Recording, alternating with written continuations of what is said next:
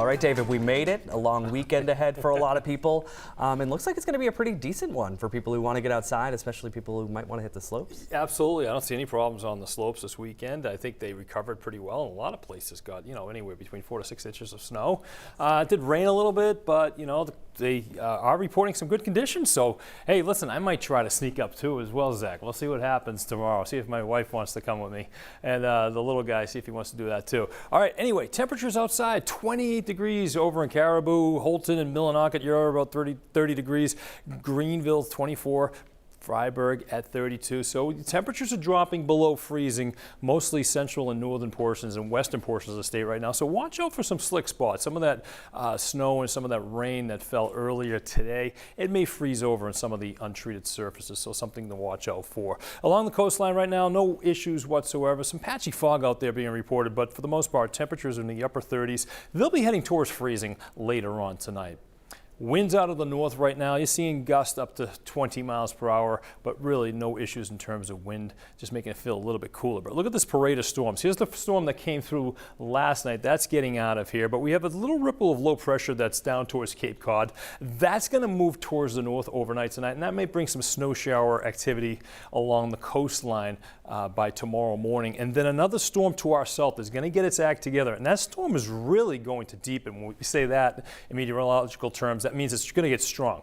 And we're going to watch that move off the coast. It's going to stay far enough offshore, thankfully, but some of its moisture is going to move into our area later on in the weekend. So right now, really not much going on, but we're watching some of that moisture to that south and that little impulse of low pressure that may bring some snow showers, perhaps even some sleet, and maybe some light rain overnight tonight as we go towards tomorrow morning. So we'll start you out with the timestamp right about now and watch that moisture as I was talking about. Look at that, just moves right along the coastline. Temperatures will be cold enough to support snow, so you could see a little coating of glaze here and there along the coastline up towards the down east coast as well. And then that moves out of here by 2 o'clock tomorrow afternoon. Maybe some residual moisture left over along the coastline, but temperatures for the most part will be in the lower 30s along the coastline, 20s inland. So again, no problems whatsoever. You get some nice skiing in tomorrow and snowboarding. By tomorrow night, 6 o'clock dinner time, no problems whatsoever. Again, some clouds around. But then we're going to set our eyes towards this system towards the south. It is definitely far enough towards the south, but it's going to become a monster storm off the coast. Watch what happens as we go into Sunday afternoon. Still, we're starting to see that precipitation shield pushing out a couple hundred miles from this thing.